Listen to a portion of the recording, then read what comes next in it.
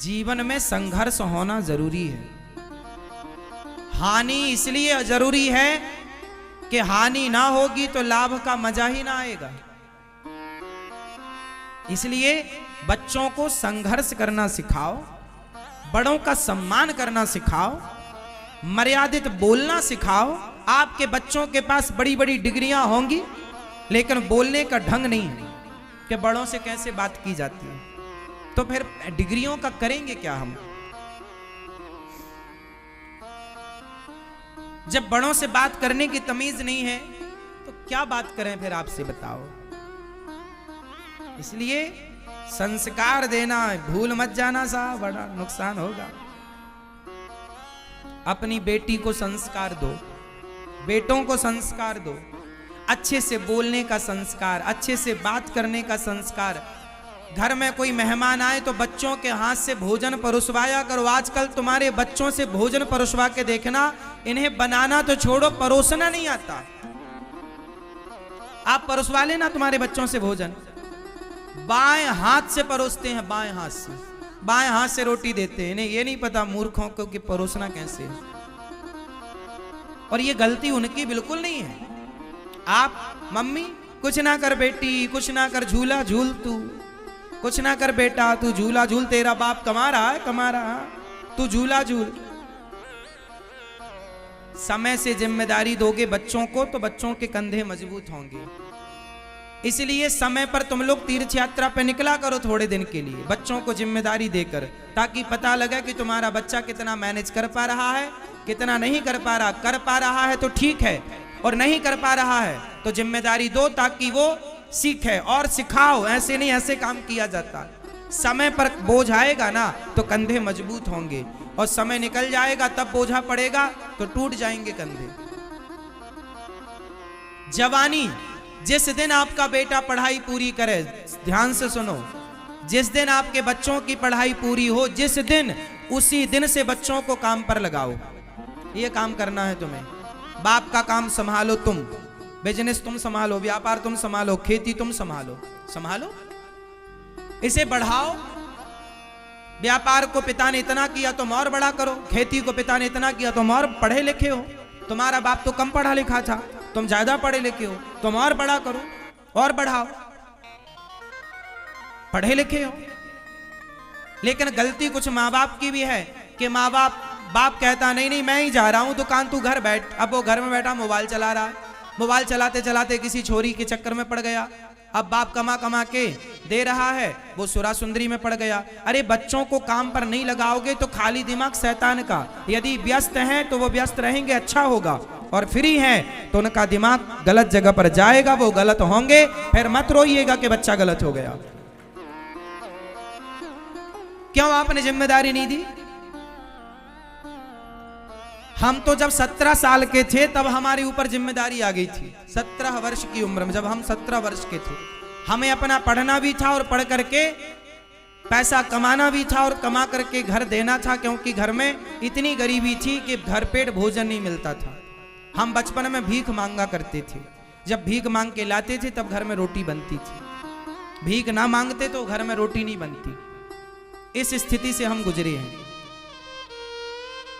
गांव में भीख मांगते थे हम, गांव में घर घर जाकर के।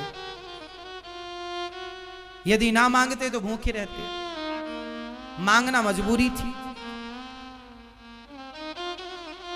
उस स्थिति से गुजरते गुजरते गुजरते गुजरते कर्म नहीं छोड़ा, भगवान के आश्रित रहे हैं। जीवन में कभी हार नहीं मानी, जीवन में कभी पलट कर देखा नहीं। कभी हमने ये नहीं कहा कि हम ये नहीं कर पाएंगे। इस धरती में जितना कठिन काम हो आप वो हमें दे दीजिए, हम उसे करके दिखाएंगे। जो आपसे ना हो वो हम करके दिखा सकते हैं, क्योंकि हमारी डिक्शनरी में ना नहीं है। हमने अपनी डिक्शनरी से ना शब्द हटा दिया, हमसे नहीं हो पाएगा, हम ऐसा कभी नहीं कहते। हम सब कुछ कर सकते हैं, हमारी इच्छा शक्ति है तो हम सब कुछ क्या नहीं कर सकते? हम सब कर सकते हैं। और जितना हमें लगा कि करना चाहिए उतना भगवत कृपा ने कराया, बिहारी जी ने उतना कराया। जितने की जरूरत थी, जितने की थी उतना बिहारी जी ने कराया। हमने अपने दिमाग को, अपनी बुद्धि को सदा अच्छी जगह लगाया, अपने दिमाग को अच्छी जगह खर्च किया, बुरे कामों में बुद्धि नहीं लगाई, कभी बेईमानी में, गलत काम में बुद्धि नहीं लगाई। इसलिए संघर्ष मुझे अच्छा लगता। यदि मैंने बचपन में भीख ना मांगी होती ना, तो आज मैं इतना मजबूत ना होता जितना मजबूत हूं। मेरे जीवन के स्ट्रगल ने, मेरे जीवन की मुसीबत विपत्ति ने मुझे बहुत मजबूत किया। मैं हर हालात से लड़ सकता हूं, हर हालात से मैं लड़ सकता हूं। मैं कभी घबराता नहीं हूं। कितनी भी चुनौतियां आए, अरे अब क्या चुनौतियां आएंगी, जितनी आनी थी खूब आई और खूब मैंने उनका डट के सामना किया। हमारे जीवन में जितनी चुनौतियां आई, मैं उतना मजबूत होता गया। मैं हारा नहीं। क्या नहीं आया? अब आप सोचिए कि जीवन में जीरो से आदमी, भीख मांगने से जो आदमी चला हो, क्या चुनौतियां नहीं आई होंगी? आपको क्या लगता है साहब, भिखारियों का कितना अपमान होता है? इस संसार में हर अपमान को मैंने सहा है। भिखारियों को लोग क्या नहीं कहते, मुझे भी लोगों ने क्या नहीं कहा, क्या नहीं सुना मैंने, क्या नहीं देखा मैंने। समाज ने सम्मान भी दिया है और समाज ने दो बातें सुनाई तो हमने उनसे सीखा भी। हमने पलटकर किसी को जवाब नहीं दिया, हमने पलटकर किसी को गाली नहीं दी। सब देखते चले आए, देखते, पलटकर जवाब नहीं। हर सुख दुख हानि लाभ उतार चढ़ाव, अपना पराया सब देखा। इसलिए मैं आपके बच्चों से, मैं आपसे कहूंगा कि आप भी अपने बच्चों को ना ज्यादा लग्जरी जिंदगी मत दीजिएगा। लग्जरी जिंदगी में बच्चा खोखला होता है। आप किसी को बस बिठा दो, आप काम मत कराओ। बढ़िया एसी की हवा मिल रही है, खाने को पकवान दे दो, एसी की हवा दे दो, घूमने को गाड़ी दे दो। जो आदमी 10 साल तक एसी की हवा में बैठ लेगा, बढ़िया गाड़ियों में घूम लेगा और बढ़िया पकवान खाएगा, वो खोखला हो जाएगा। मजबूत होने के लिए ना भूखा भी रहना पड़ता है। मजबूत होने के लिए नंगे पांव दौड़ना पड़ता है, दौड़ना पड़ता है। बच्चों को मजबूत बनाओ साहब, एसी की हवा में बिठाने की जरूरत नहीं है। बच्चों को लग्जरी जिंदगी बाप ना दे।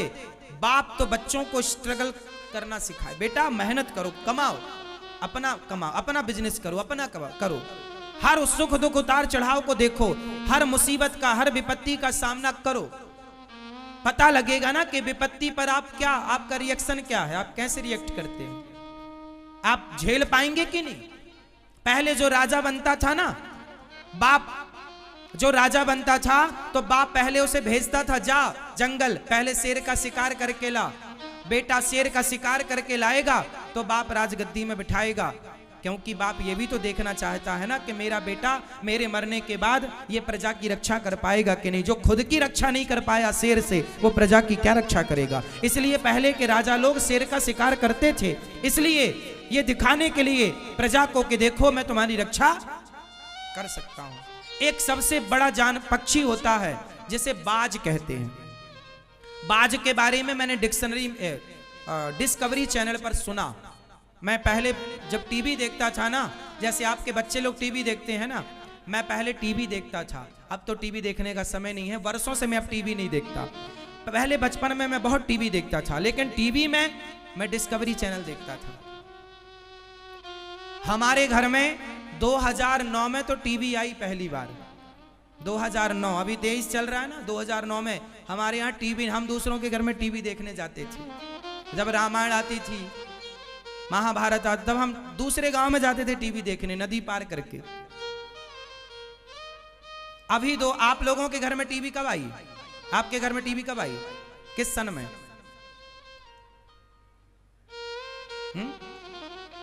हमारे यहां हम पहली बार अपनी कमाई से जो पैसा हम कमा कर लाए, तो उस कमाई से हमने सबसे पहले 9,000 रुपए की टीवी खरीदी थी। आज भी वो टीवी 2009 में खरीदी थी, आज भी वो टीवी है।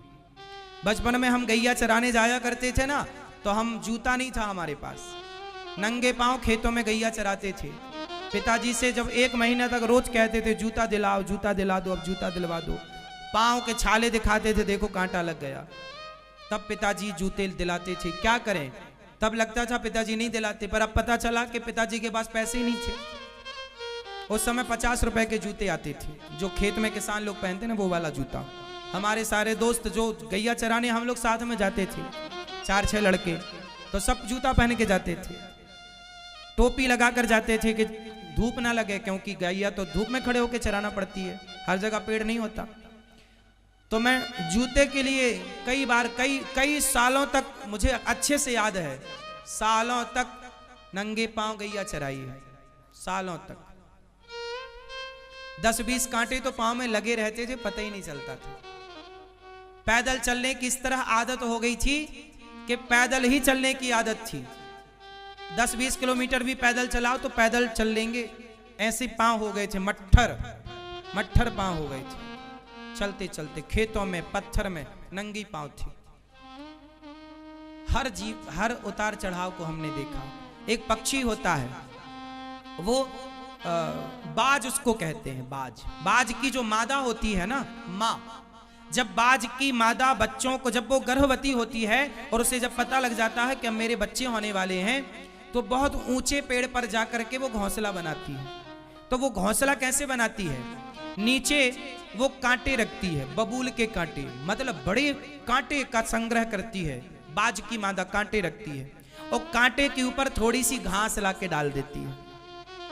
उस घोंसले में फिर अपने बच्चों को जन्म देती है, और जब उसके बच्चे से अंडे देती है, फिर अंडों से जब बच्चे निकल आते हैं, बच्चे थोड़ा 10 दिन के 20 दिन के हो जाते हैं, तो वो क्या करती है, अपनी चोंच से पकड़ पकड़ के सारी घास हटा देती है।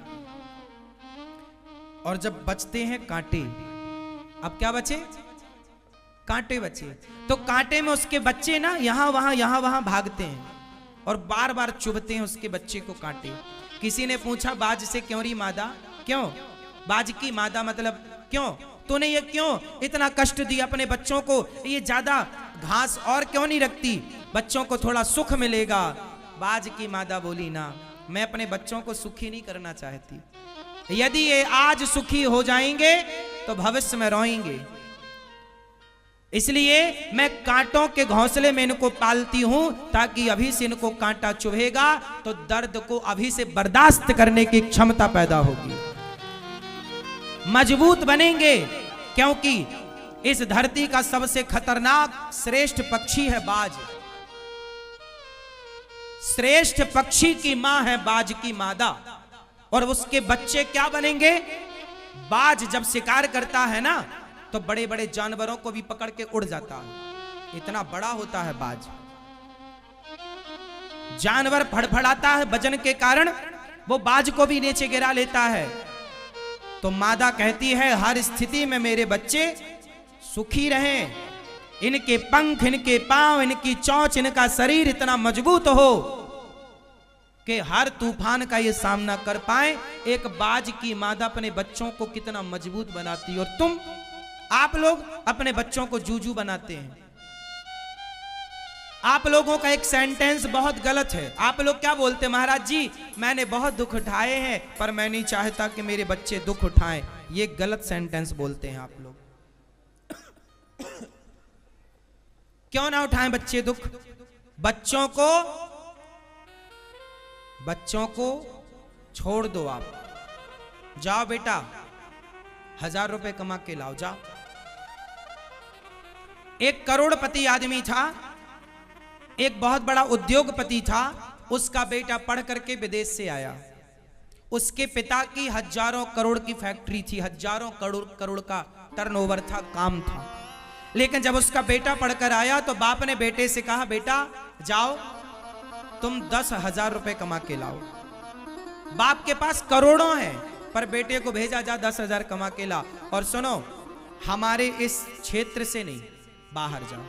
अब बेटा पढ़ा लिखा 10,000 कमाने गया। बाजार में आप जाइए 10,000 कमाने, कितने धक्के खाने पड़ेंगे, कितनी लाइनों में लगना पड़ेगा, कितना इंटरव्यू देना पड़ेगा, कितने घन पीटने पड़ेंगे, तब कहीं जाकर तुम्हें 10,000 की नौकरी मिलेगी। क्या नहीं करना पड़ेगा। उस बेटे ने जाकर के पिता की बात मानी और काम उससे मिला कहीं, अपने से कमरा लिया, अपने से बनाया, खाया, मजदूरों के साथ रहा। जहां भी उसने 10,000 महीने भर में उसने कमाए, ले जाकर पिता को दिया।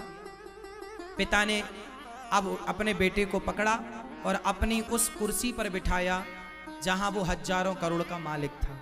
अब उसे हजारों करोड़ का मालिक बना के बिठा दिया। लोगों ने कहा, आपने अपने बेटे के साथ ऐसा क्यों किया? उस आदमी ने कहा कि मेरा बेटा विदेश में पढ़कर आया है, सारी सुख सुविधाएं इसने पाई हैं। आज जब ये 10,000 कमा के लाया तो इसे पता लगा कि 10,000 कैसे कमाए जाते हैं। आम आदमी क्या होता है, आम आदमी की जिंदगी क्या होती है। इसलिए इस फैक्ट्री में जो 1000 मजदूर काम करते हैं, अब ये मेरा बेटा उन मजदूरों का सम्मान करेगा, क्योंकि ये जानता है कि 10,000 की कीमत क्या है। अब ये सबकी रिस्पेक्ट करेगा। यदि ये बड़े बाप का बेटा बन के बैठ जाता तो ये आम आदमी को मच्छर समझता कि तुम्हारी औकात क्या हमारे सामने। अब तो ये लाइन में लग के देख चुका है कि 10,000 के लिए ये जो लोग हैं, ये परिवार चलाने के लिए 10,000 की नौकरी कर रहे हैं, बेचारे किस तरह परेशान हो रहे हैं। तो व्यक्ति को, आप अपने बच्चों को धनवान बना देना बड़ी बात नहीं है साहब। उस धन को मेंटेन करना, क्या आप उस धन को सही, क्या उस धन का आप सही उपयोग कर पा रहे हैं? क्या उस पैसे की कदर कर पा रहे हैं, इज्जत कर पा रहे हैं, या उसका आप दुरुपयोग कर रहे हैं? आपके बच्चे आपकी कमाई का, आपके पैसे का दुरुपयोग ना करें, बस इतनी सी बात है। पैसा मिलता है लोगों को तो दुरुपयोग करते हैं। आप अपने बच्चों को इतने संस्कार देना कि वो अपने धन का केवल सदुपयोग करें और अपनी मेहनत से कमाए, बेईमानी से ना कमाए, ईमानदारी से कमाए।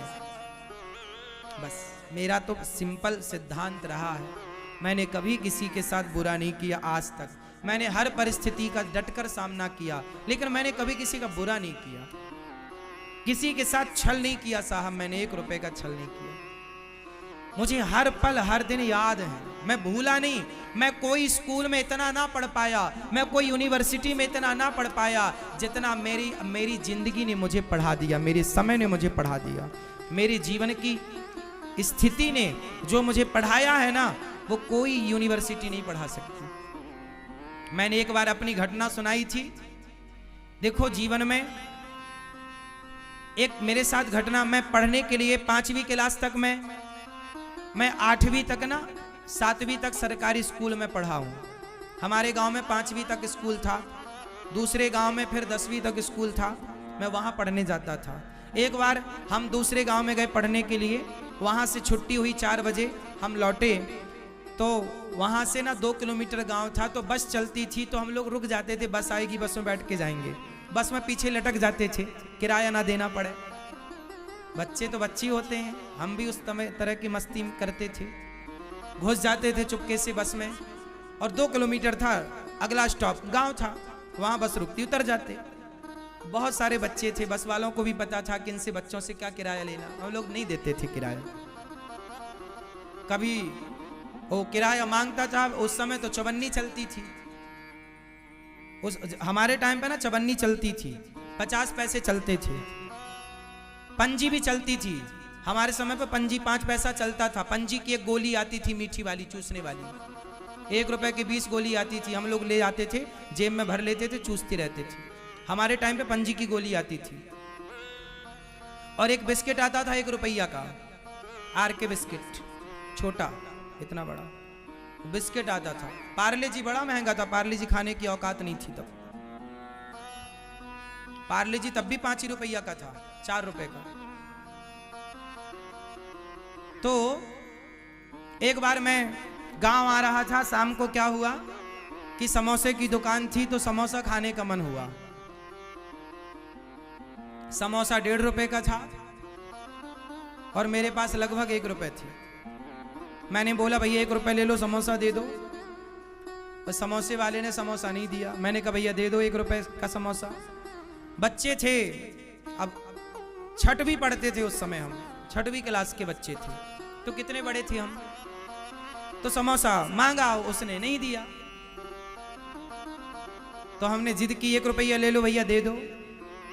तो हम उसकी दुकान में बैठे थे, उसने हाथ पकड़ के बाहर कर दिया, चलो बाहर यहां से। उसने बाहर कर दिया। तब से हमें सबक मिली कि जितनी औकात है, जितना चादर है, उतना ही पांव पसारना चाहिए। मतलब जीवन में अभाव क्या होता है ये मैंने खूब देखा है, एक एक चीज का अभाव। मेरे पिताजी ने आखिरी बार मुझे केवल मेला घूमने के लिए 2 रुपए दिए थे, ये मुझे याद है। मैंने अपने पिताजी से पैसे नहीं मांगे, जब से होश संभाला उसके बाद कभी पैसे नहीं मांगे पिताजी से। जो जो शौक था उसे फिर अपनी कमाई से पूरा किया, कोई बोझ नहीं बना मैं अपने बाप पर। आपके बच्चों से इतनी प्रार्थना करूंगा, अपने बाप पर बोझ मत बनिए बस। कामयाब बेटा वही है जो अपने बाप पर बोझ ना बने, वो कामयाब बेटा है। आप सफल व्यक्ति हैं। सफल व्यक्ति कौन होता है? सफल व्यक्ति उसे मान लेना चाहिए। बताइए सफल व्यक्ति कौन है आपके हिसाब से? किसे आप कामयाब मानते हैं? फटाफट बताइए। कामयाबी की परिभाषा आपके हिसाब से बताइए। सबसे पूछूंगा, तैयार रखना परिभाषा। शुरुआत आपसे। कामयाब व्यक्ति आप किसे मानते हैं?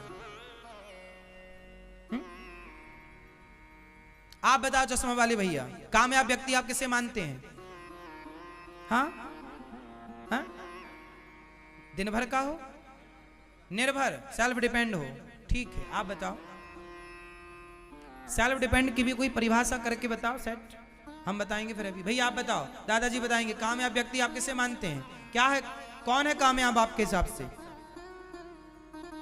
चलो अब मैं बता देता हूं, समय कम है आप लोगों से पूछने का। जो मैंने अभी तक जाना, मेरी उम्र का तजुर्बा है, अब ये परिभाषा कहीं लिखी नहीं है, मैंने अपने से तैयार की है कि भाई जो मुझे लगा, मैंने, हो सकता मेरा मानना गलत हो तो आप इसे सही कर सकते हैं। मेरा मानना है कि जो व्यक्ति